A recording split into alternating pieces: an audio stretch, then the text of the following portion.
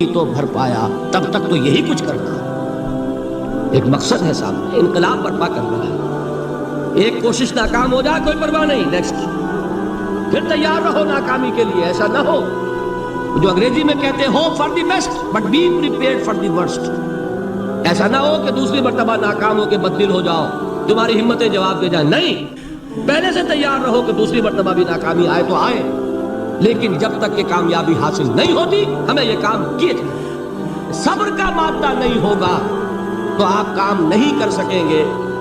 اور اسی کا ایک دوسرا رخ ہے، جب آپ دعوت حق کے لیے کھڑے ہوں گے پہلا قدم کیا آتا ہے؟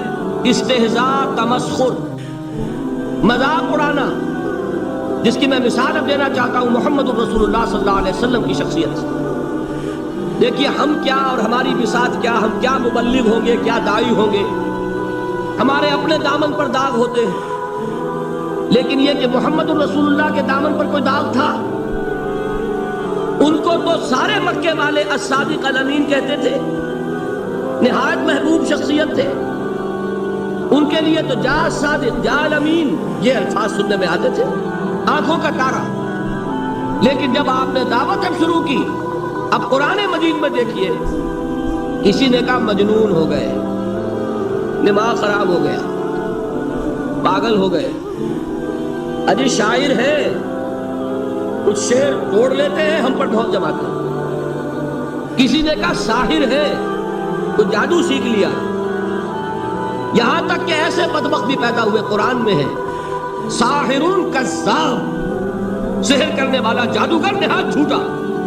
یہ الفاظ کہے جا رہے ہیں کس کی شان میں؟ محمد الرسول اللہ صلی اللہ علیہ وسلم۔ قرآن میں نقل کیا گیا، یا ایھا الذی نزل علیہ الذکر انک لمجنون۔ کبھی آپ نے اس کا ترجمہ سوچا؟ اے وہ شخص، دیکھیے تصور کیجئے، حضور جا رہے ہیں، تشریف لے جا رہے ہیں، کسی دعوت میں ہے، تبلیغ میں، یا ویسے ہی تشریف لے جا رہے ہیں، اور کوئی ایک دم گھٹا ہے لوگوں کا، ادھر سے فطرہ آتا ہے، تیر کی طرح لگتا ہے دل میں جا کر محمد کے صلی اللہ علیہ وسلم۔ اے وہ شخص جس کا یہ خیال ہے کہ اس پر کوئی ذکر نازل ہو رہا ہے، ہمارے خیال میں تو تمہارا دماغ خراب ہو گیا۔ یا ایھا الذی نزل علیہ الذکر انک لمجنون، کہا کہ نہیں؟ اور یہ نہ سمجھیے کہ حضور صلی اللہ علیہ وسلم کے قلب مبارک کو تکلیف نہیں ہوتی تھی۔ میں قرآن سے ثابت کروں گا، میں کہیں کوئی کہانیاں بیان نہیں کرنا چاہتا۔ قرآن نے کہا وَلَقَدْ نَعْلَمُ أَنَّكَ يَضِيقُ صَدْرُكَ بِمَا يَقُولُونَ۔ اے نبی ہمیں خوب معلوم ہے صلی اللہ علیہ وسلم کہ جو کچھ یہ لوگ کہہ رہے ہیں اس سے آپ کا سینہ بھجتا ہے، یہ جو گھٹن ہوتی ہے، صدمہ ہوتا ہے۔ أَنَّكَ يَضِيقُ صَدْرُكَ بِمَا يَقُولُونَ، ہمیں خوب معلوم ہے کہ جو کچھ یہ باتیں آپ کو سننی پڑ رہی ہیں، یہ کڑوی کسیلی باتیں، یہ جو فکرے چست ہو رہے ہیں، استہزاء ہو رہا ہے، تمسخر ہو رہا ہے۔ سورہ ہجر میں ہے، ایک جگہ کھڑے ہوئے لوگ قرآن کا مذاق اڑا رہے ہیں، بھائی فلاں آیت تم لے جانا، فلاں آیت میری ہوگی، اس کے ٹکڑے کر رہے ہیں، اس کے ٹکڑے اس سے بکھرے کر کے ٹیما بنا کر ان آیات کا تمسخر اڑا رہے ہیں۔ ایک جگہ قرآن مجید میں مذکور ہے کہ فرشتوں کا مذاق اڑ رہا ہے۔ بھائی یہ دیکھو، محمد نے کہا ہے صلی اللہ علیہ وسلم کہ جہنم پر تو کل 19 فرشتے ہیں، علیہا 19 قرآن میں آیت نازل ہوئی۔ ایک پہلوان کہتا بھائی 10 کو تو میں سنبھال لوں گا، باقی 9 کا تم انتظار کر لو۔ یہ باتیں آ رہی ہیں حضور کے کان میں۔ کلام الہی کے ساتھ کیا سلوک ہو رہا ہے، مجھ پر کیا فکرے چست کیے جا رہے ہیں، مجھ پر جس طریقے سے استہزاء اور تمسخر کا رویہ اختیار کیا گیا ہے، دل بھج رہا ہے، دل میں صدمہ ہے۔ دیکھیے سورہ نون ہے، اور میرے نزدیک یہ دوسری وحی ہے جو حضور پر نازل ہوئی ہے، اس کی ابتدائی آیات، نون والقلم وما یسطرون ما انت بنعمت ربک بمجنون وَإِنَّ لَكَ لَأَجْرًا غَيْرَ مَمْنُونٍ وَإِنَّكَ لَعَلَىٰ خُلُقٍ عَظِيمٍ فَسَتُبْصِرُ وَيُبْصِرُونَ بِأَيِّكُمُ الْمَفْتُونُ إِنَّ رَبَّكَ هُوَ يَعْلَمُ بِمَنْ ضَلَّ عَنْ سَبِيلِهِ وَهُوَ أَعْلَمُ بِالْمُهْتَدِينَ۔ نون، قسم ہے قلم کی اور جو کچھ یہ لکھتے ہیں۔ اے نبی آپ اپنے رب کی نعمت سے مجنون نہیں ہیں۔ یہ کیوں کہا جا رہا ہے؟ حضور کو جو صدمہ پہنچا ہے وہی نازل ہوئی ہے دلجوئی کے لیے، تسلی کے لیے۔ آپ کیوں برا منا رہے ہیں؟ اے نبی آپ کیوں صدمہ اور رنج اور اندوہ محسوس کر رہے ہیں؟ ان بدبختوں کے کہنے سے کوئی آپ مجنون ہو جائیں گے؟ مانتا بے نعمت ربک بھی مجنون وَإِنَّ لَكَ لَأَجْرًا غَيْرَ مَمْنُونٍ۔ آپ کو جو یہ صبر کرنا پڑ رہا ہے، آپ کو جو یہ جھیلنا پڑ رہا ہے، اس کی وجہ سے آپ کو وہ اجر ملے گا جس کا سلسلہ کبھی منقطع نہیں ہوگا۔ وَإِنَّكَ لَعَلَىٰ خُلُقٍ عَظِيمٍ، اور اے نبی آپ تو خلق عظیم کے حامل ہیں۔ آپ کا اخلاق، آپ کا کردار، آپ کی سیرت، آپ کی شخصیت میں طہارت، نفاست، پاکیزگی، آج تک دنیا نے کوئی پاگل، کوئی مجنون ایسا بھی دیکھا؟ یہ ساری باتیں اللہ تعالیٰ حضور کی دلجوئی کے لیے فرما رہا ہے۔ اس سے آپ اندازہ کیجئے کہ کتنا صدمہ ہوتا ہوگا۔ یہی ہے، اس ساری چیز کو جمع کیجئے تو یہ چیز کیا ہے؟ وَاصْبِرْ عَلَىٰ مَا يَقُولُونَ وَاهْجُرْهُمْ هَجْرًا جَمِيلًا۔ صبر کرو اے نبی، صبر کرو اے محمد صلی اللہ علیہ وسلم، جھیلو اور برداشت کرو اس پر جو یہ کہہ رہے ہیں۔ اچھی طرح نوٹ کیجئے یہ بات، ذرا سیرت ہی کا سمجھ لیجئے، آج ایک بیان ہو جائے گا۔ یوں سمجھیے جب حضور نے یہ کہا کہ مجھ پر وحی نازل ہوئی، فرشتے سے ملاقات ہوئی، تو اب وہ چہمے گوئیاں شروع ہو گئی، معلوم ہوتا دماغ خراب ہو گیا۔ دیکھیے ہم نہیں کہتے تھے یہ جا کے غار حرا میں بیٹھتے ہیں، کئی کے دن رہتے ہیں، بھوکے رہتے ہیں، وہ خشکی چڑھ گئی نا آگے۔ یہ جس طرح کی باتیں دنیا میں آج ہوتی ہیں اسی طریقہ کی باتیں ہوتی ہیں۔ عتبہ ابن ربیعہ ایک مرتبہ آتا ہے، کیونکہ قریش کے بڑے لوگوں میں سے تھا، تو قریب آ کر بڑی اپنائیت کے ساتھ، بڑی شفقت کے ساتھ، بڑے بزرگانہ انداز میں کہتا ہے بھتیجے، حضور سے، بھتیجے اگر واقعی کسی بد روح کا سایہ ہو گیا ہے تم پر، وہ آسیب آ گیا ہے تو مجھے بتا دو، میرے بہت سے عاملوں سے تعلقات ہیں، میں کسی کو بلا کر یہ تمہاری بد روح دور کر دوں گا۔ اب آپ سوچئے کیا بیتی ہوگی حضور کے دل پر۔ یہ وہ کیفیات ہیں، اور یہ نوٹ کر لیجئے 4 برس تک یہی شکل رہی، مخالفت اسی نوع سے ہوئی ہے جس کو کہتے ہیں فزیکل پرسیکیوشن، جسمانی تشدد۔ وہ پہلے 4 سال نہیں ہوا۔ اس کی وجہ کیا ہے کہ در حقیقت جب بھی کبھی کوئی ایسی دعوت اٹھتی ہے، اب مجھے اجازت دیجئے میں ایک لفظ انقلاب یہاں استعمال کر لوں، انقلابی دعوت۔ کل میں نے کہا تھا نا، ایک ہوتی ہے خالص مذہبی تبلیغ، ایک ہوتی ہے انقلابی تبلیغ۔ مذہبی تبلیغ کی سب سے بڑی مثال عیسائیت کی تبلیغ، اور انقلابی تبلیغ کی سب سے بڑی مثال اشتراکی تبلیغ۔ میں باہر سے مثالیں دے رہا ہوں، اندر سے نہیں دینا چاہتا۔ آگے یہ کہ یہ قدر گفتیں، باقی فکر کن۔ آگے انسان اپنی عقل سے کام لے، سوچے، غور و فکر کرے۔ تو یہ انقلابی تبلیغ تھی محمد الرسول اللہ صلی اللہ علیہ وسلم۔ اور انقلابی تبلیغ کے اندر یہ بات جان لیجئے کہ پہلا رد عمل جو ہوتا ہے معاشرے کا وہ یہ ہوتا ہے کہ کوئی ایسی بات گھبرانے کی نہیں ہے۔ ایک آدمی کا دماغ خراب ہو گیا ہے اور کچھ سر پھرے قسم کے چند نوجوان اس کے ساتھ ہیں، ایسی کیا بات ہے گھبرانے کی؟ مشت خاک ہے، بس ان کو چٹکیوں میں اڑاؤ۔ جو چٹکیوں میں اڑانا کہلاتا ہے نا، اسی کو قرآن مجید میں ایک اور جگہ کہا گیا ہے، یریدون لیطفئوا نور اللہ بافواہہم، یہ چاہتے ہیں کہ اللہ کے نور کو اپنے منہ سے بجھا دیں، پھونکے مار کے ہی بس۔ تو پہلا رد عمل جو ہوتا ہے ایک نظام کا، ایک کسی انقلابی دعوت کے خلاف، وہ رد عمل ہوتا ہے استہزاء، تمسخر، مذاق کرو، ان کو جس کو آپ انگریزی میں کہتے ہیں ڈی مورلائز کرو، ان کی ہمتیں جو ہے وہ ٹوٹ جائیں، ان کو اس طریقے سے، اسی کا نام ہے آج کل کی اصطلاح میں کیریکٹر اسیسینیشن، ان کی شخصیتیں جو ہیں ان کو داغدار کر دو، ان کا اعتبار ختم کر دو، ان کا استہزاء کرو، تمسخر کرو۔ اور یہ میں آپ سے عرض کر رہا ہوں اس وقت ایک گنا فخر کے ساتھ اور اللہ تعالیٰ کا شکر ادا کرتے ہوئے کہ میں نے جو کام بھی کیا ہے اس وقت پاکستان میں، آپ نے اخبارات میں دیکھا ہوگا، بڑا دقیانوسی مولوی ہے، بیگ بات کا رد عمل جو ہوا وہ آپ کے علم میں ہوگا، بڑے جو یہ جدید ہمارے روشن خیال قسم کے جو صحافی ہیں، اگر کہیں آپ نے پڑھا ہو جس طرح استہزاء ہوا ہے، جس طرح مذاق اڑایا گیا ہے، جو الفاظ استعمال کیے گئے ہیں، وہ میرے نزدیک بہت بڑی سند ہے جو اللہ کے ہاں جا کر پیش کروں گا کہ اللہ تیرے دین کے لیے۔ میں نے اپنے گھر سے کوئی بات نہیں کہی، میں نے جو بات کہی وہ جو شریعت محمدی کی بات ہے وہ کہی. اگر اپنی طرف سے کہیں ہو کوئی اضافہ کیا ہو تو اللہ تعالیٰ کی پھٹکار ہو مجھ پر اور لعنت ہو مجھ پر. لیکن اگر میں نے وہی کچھ کہا جو شریعت محمدی کا تقاضا ہے اور قرآن اور سنت کی بات ہے، تو پھر اگر مجھے کسی نے پاگل کہا اور کسی نے دقیانوسی کہا اور کسی نے اور فقرہ چست کیا، تو میں اس کے لیے، میں تو سمجھتا ہوں میرے لیے وہ سند ہے جو اللہ تعالیٰ کے ہاں میں جا کر پیش کروں.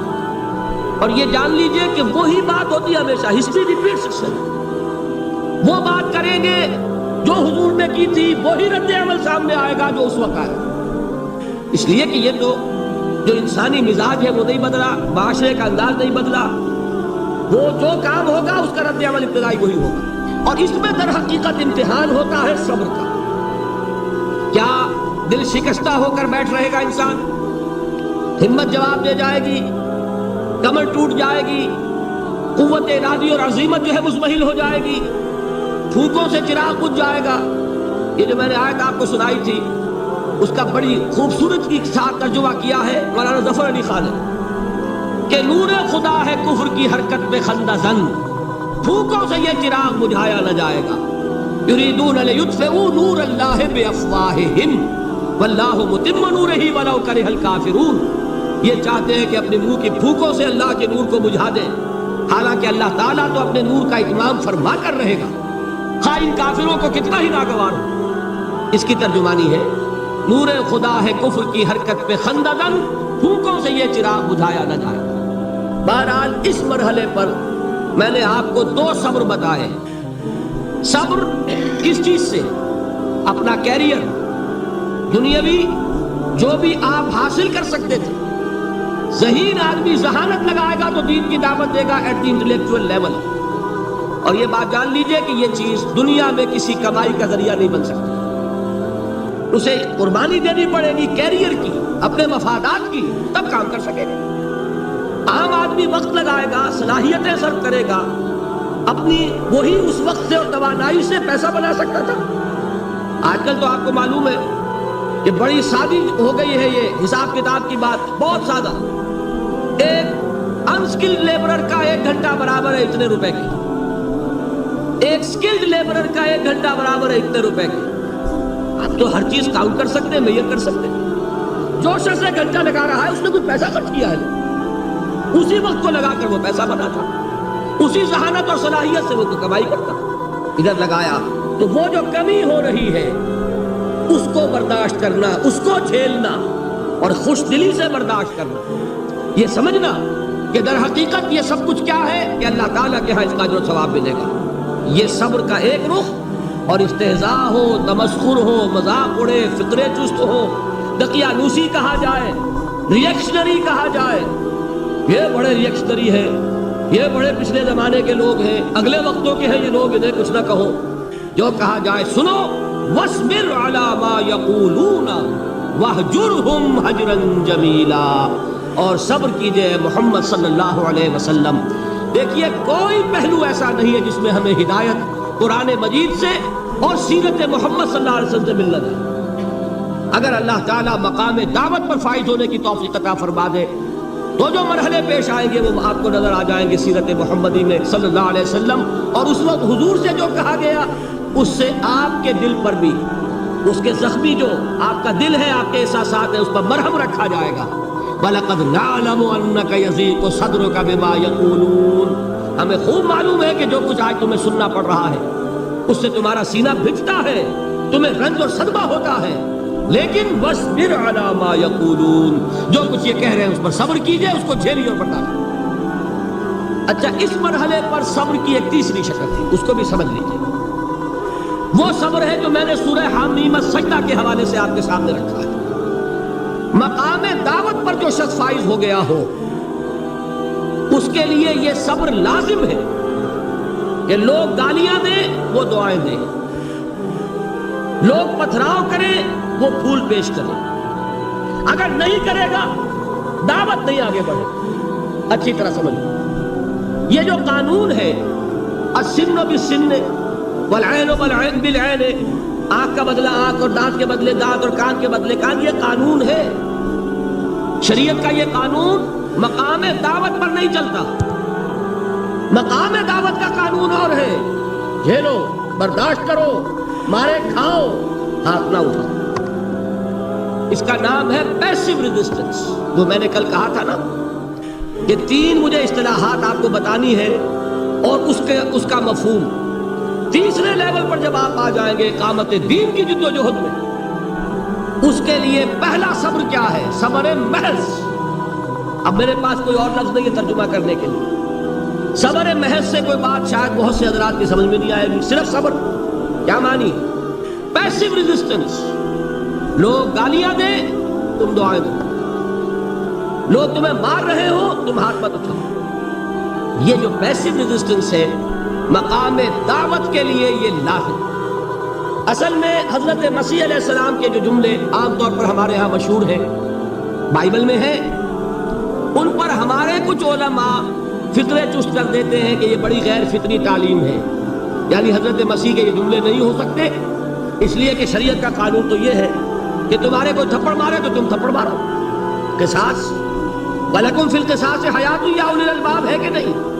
اے ہوش مندوں، قصاص میں زندگی ہے، بدلہ نہیں لوگے تو شریروں کی حوصلہ افزائی ہوگی۔ اس نے آج تمہارے تھپڑ مارا ہے، تم نے بدلہ نہیں لیا، کل وہ کسی اور کے لگائے گا۔ اس کو تو یوں سمجھیے نا کہ عادت پڑے گی بھی۔ معاشرے کی درستی کے لیے ضروری ہے کہ بدلہ ہو۔ ایک تھپڑ اس نے لگایا ہے تو تھپڑ اس کے لگے تو اس کے بھی 14 طبق روشن ہو، تاکہ کسی اور کو تھپڑ مارنے کی ضرورت اس میں نہ ہو۔ یہ صحیح ہے کہ معاشرے کی درستی اسی میں ہے، لیکن جو دعوت کا معاملہ ہے بالکل جدا ہے، اس کے قانون اور ہیں۔ حضرت مسیح کے الفاظ کیا تھے یا نہیں؟ بہرحال انجیل میں یہ ہے، اور میں جو بات عرض کر رہا ہوں وہ یہ ہے کہ وہ بالکل صحیح ہے۔ مقام دعوت کے دوران یہی طرز عمل صحیح ہے، اور یہی طرز عمل محمد رسول اللہ نے صلی اللہ علیہ وسلم اپنے ساتھیوں کو تلقین فرمایا۔ وہ کیا ہے؟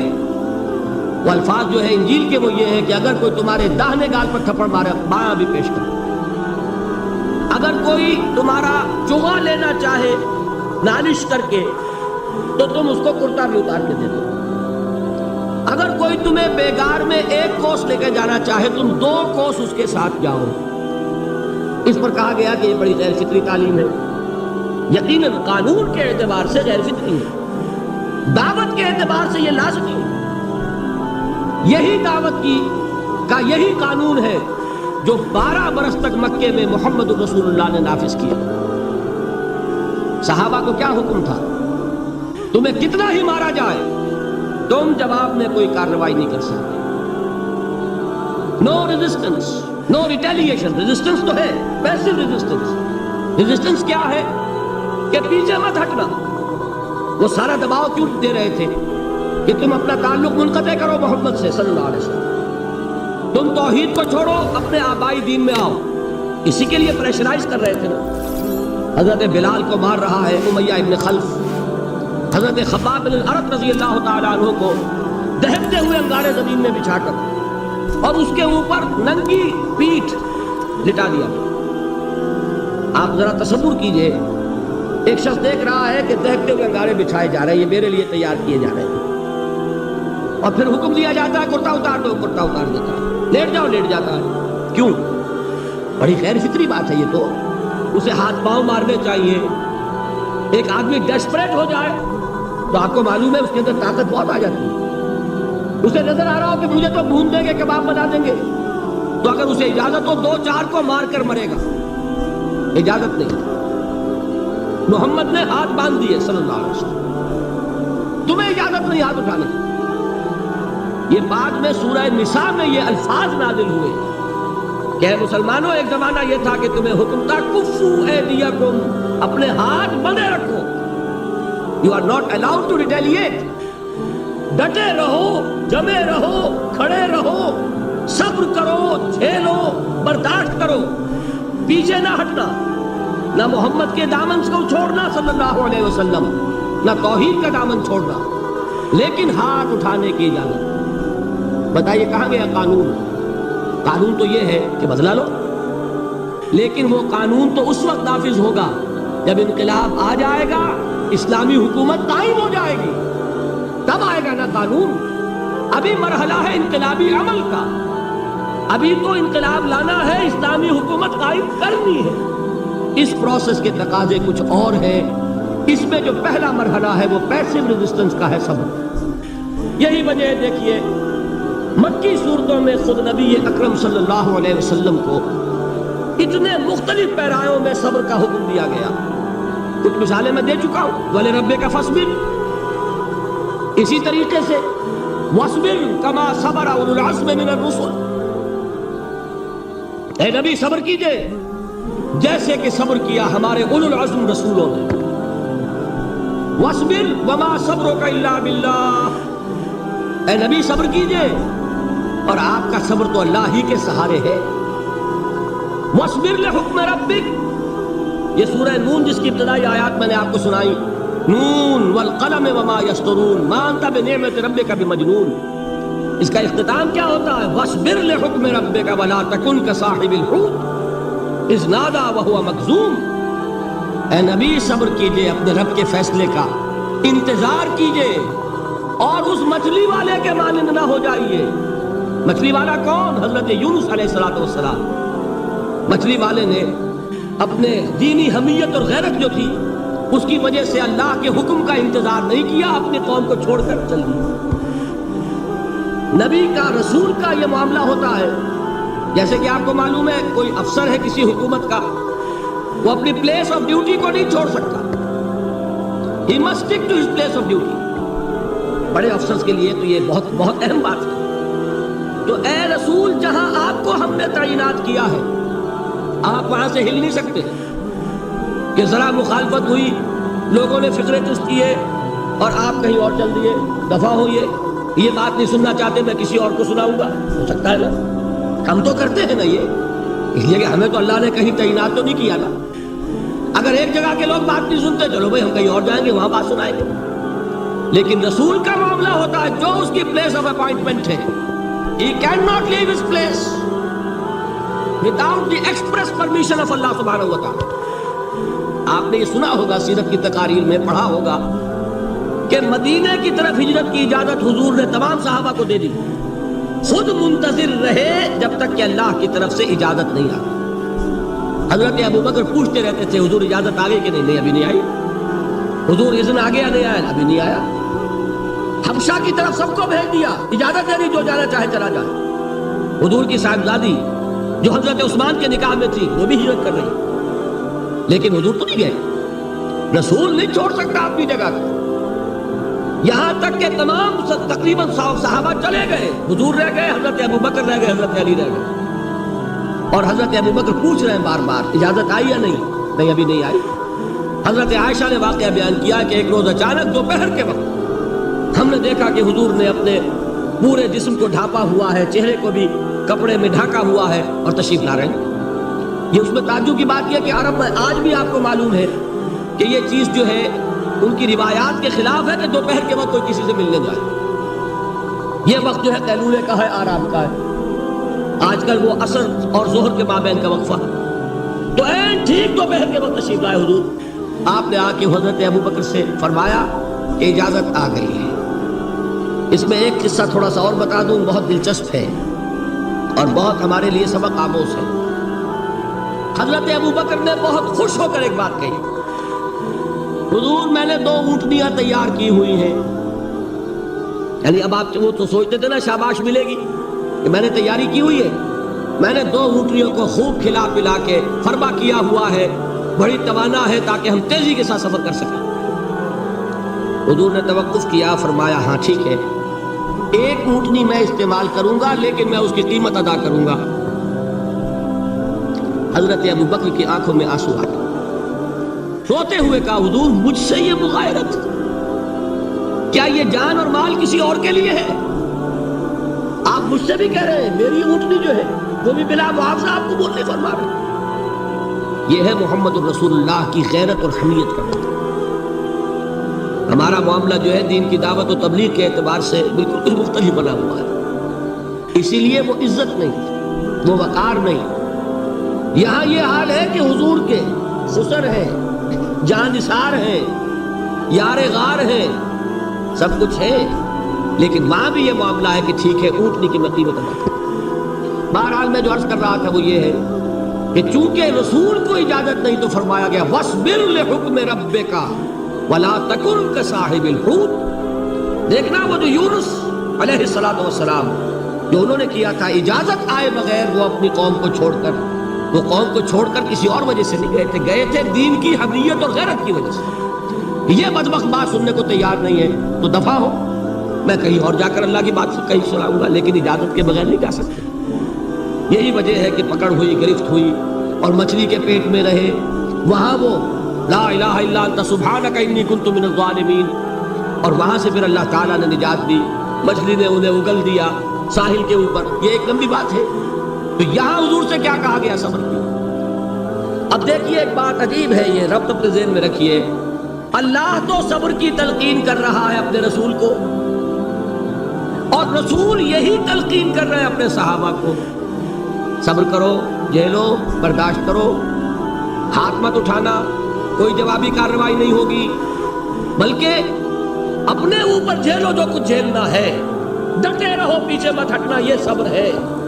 لیکن ہاتھ اٹھانے کی اجازت نہیں. چنانچہ اب ذرا چشم تصور سے دیکھیے، ابو جہل اس نے جو بدترین روش اختیار کی، وہ ایک خاندان تھا حضرت یاسر، ان کی اہلیہ حضرت سمیہ، اور ان کے فرزند حضرت عمار رضی اللہ تعالی عنہم.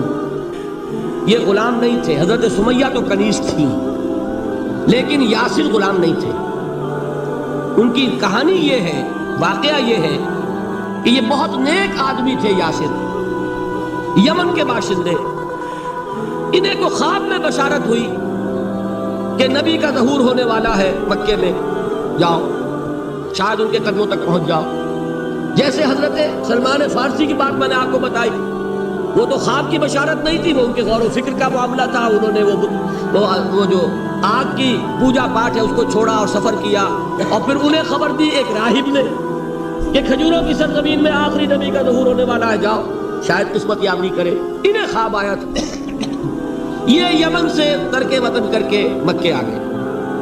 ابو جہل کا ایک چچا تھا، بہت شریف النفس انسان، اس کے ساتھ معاہدہ کیا حلیف بن کر، اور وہ مکے میں رہنے لگے. اس لیے کہ یہ نوٹ کر لیجئے، مکہ اس وقت ایک قبیلے کا شہر تھا، صرف قریش. یا قرشی رہ سکتا تھا وہاں، یا قرشی کا حلیف. اگر کسی کے ساتھ اس کی، جیسے آپ کو معلوم ہے یہاں کاروبار وغیرہ کرنے میں سعودی عرب میں شراکت جو ہے وہ کسی لوکل سعودی کے ساتھ ہوگی تو آپ کر سکتے، وہ کفیل ہے، ورنہ آپ کچھ نہیں کر سکتے. اسی طرح کی بات وہاں تھی کہ اگر تو کسی قرشی نے آپ کو امان دی ہوئی ہے تو آپ رہ سکتے مکے میں، ورنہ نہیں. یا تیسرے قرشی کا غلام تو ملکیت ہی ہے اس کی، جیسے بھیڑ بکری ہے کسی قرشی کی، اسی طرح اس کے غلام ہے. یہ 3 کیٹیگریز تھی انسانوں کی مکے میں. اسی کو نوٹ کیجئے کہ جو بیچارے غلام تھے وہ سب سے زیادہ ستائے گئے، اس لیے کہ غلاموں کے تو حقوق ہی کوئی نہیں تھے. ان کو تو اگر کوئی شخص اپنے غلام کو ذبح کر دیتا تھا تو بھی کوئی پوچھنے والا نہیں. بالکل ایسے ہی ہے نا، آپ کی بکری آپ نے ذبح کی، گوشت کھا لیا، کوئی آپ سے کوئی پوچھ سکتا ہے؟ جب ملکیت ہے، آپ کی بکری آپ کی تھی، آپ نے ذبح کر دی. غلام آپ کی ملکیت تھا، آپ نے ختم کر دیا. کوئی اس میں جرم نہیں، کوئی باس پرس نہیں. یہ تھا حال غلاموں کا. بلال غلام تھے، ابو فقی غلام تھے، زنیرہ ایک کنیز تھی. ان کو جو مارے پڑی ہے اس کا آپ کو معلوم ہے. حضرت بلال کے ساتھ جو کچھ امیہ ابن خلف نے کیا، کہ جس طریقے سے کہ حیوانوں کی لاشیں جو ہے کھینچ کر گھسیٹ کر لے جائی جاتی ہیں، ان کی گردن میں رسی ڈال کر گھسیٹتے، اسی طریقے سے حضرت بلال کے گردن میں رسی ڈال کر ٹھیک دوپہر کے وقت مکے کی سنگلاخ گلیوں کے اندر گھسیٹا جاتا تھا. نیچے زمین جل رہی ہے توے کی طرح، اور ویسا بھی ہوتا تھا کہ چت لٹا دیا، اوپر سے وہ آگ مکے کا کہ سورج جو ہے ذرا نوٹ کیجئے، آگ برسا رہا، نیچے زمین توے کی طرح جل رہی، اور ایک بھاری سل بھی لا کر جو ہے سر پر رکھ دی، چھاتی پر رکھ دی گئی ہے کہ آواز نہیں نکل رہی، جھاگ نکل رہے منہ سے. لیکن اس حال میں بھی احد احد احد، ایک ایک اللہ، قل هو اللہ احد. الفاظ یہ ہے وہ صبر، یہ ہے وہ صبر. صبر علی الابتلاء، صبر علی الایذاء، یہ ابتلا اور ایذا پر صبر ہے، جھیلو برداشت کرو، اس توحید پر قائم رہو، محمد کی رسالت کے اقرار کرتے رہو صلی اللہ علیہ وسلم، لیکن ہاتھ نہیں اٹھانا۔ اب میں آپ کو بتا رہا تھا یہ تو غلام تھے، یہ جو تھے یاسر یہ حلیف تھے، غلام تو نہیں تھے نا۔ البتہ وہ ابو جہل کے چچا کی کنیز تھی یہ سمیہ، انہوں نے اجازت لے کر ان سے نکاح کر لیا، یہ تو کنیز رہے گی۔ بیٹا جو ہوا وہ بھی ایک طرح سے جب کنیز زیادہ ہے غلام ہو گیا، عمار ابن یاسر۔ وہ جو شخص تھا بہت شریف النفس ابو جہل کا چچا، وہ مر گیا، اب ابو جہل جو ہے اس خاندان کا سربراہ ہے، لہذا یہ تینوں جو افراد ہیں وہ اس کے رحم و کرم پر ہیں۔ یاسر کو بھی پروٹیکشن اگر ہے تو ابو جہل کی ہے، ابو جہل جو چاہے کرے، اور سمیہ تو کنیز ہے ہی، اس کا تو کوئی حق ہے ہی نہیں، جو چاہے کرے، اور عمار ان دونوں کا بیٹا ہے، لہذا بدترین معاملہ کیا ابو جہل نے ان تین افراد کے ساتھ۔ حضرت سمیہ کے ساتھ جو کچھ کیا گیا ہے آپ اس کا تصور نہیں کر سکتے۔ بالآخر جو شہید کیا ہے حضرت سمیہ کو ایذائیں دے دے کے، سسکا سسکا کے، ان کے جسم کے نازک حصوں کو جلا کے، داغ دے کر، کہتا کیا تھا؟ ایک دفعہ کہہ دو کہ میرا جو یہ بت ہے یہ بھی الہ ہے، مان لو میں چھوڑ دوں گا، تنگ آ گیا کسی طریقے سے، ایک دفعہ کہہ دو پھر میں چھوڑ دوں گا۔ لیکن یہ میاں بیوی حضرت یاسر اور حضرت سمیہ رضی اللہ تعالی عنہما، یہ ہے ثبات، یہ ہے صبر، یہ ہے استقلال، ایک مرتبہ بھی کہنے کے لیے تیار نہیں، جو چاہو کر لو، اب ہم تو اس سے پیچھے نہیں ہٹے۔ تنگ آ کر اس نے حضرت سمیہ کی تو شرمگاہ میں برچھا باندھا اور شہید کیا۔ حضرت یاسر کے بارے میں ایک روایت یہ ہے، ستا ستا کے، تنگ کر کر کے، آخر کار جو ختم کیا انہیں شہید کیا کس طرح؟ 4 سانڈ اونٹ جوان، ان سے رسے باندھے، ایک رسے سے ایک بازو باندھا، دوسرے سے دوسرا بازو باندھا، تیسرے سے ایک ٹانگ باندھی، چوتھے سے دوسری ٹانگ باندھی، اور چاروں کو دوڑایا ہے کہ جسم کے برستے ہوئے۔ اس حال میں کیا ہو رہا تھا وہ میں بتا رہا ہوں کہ اللہ تو تاکہ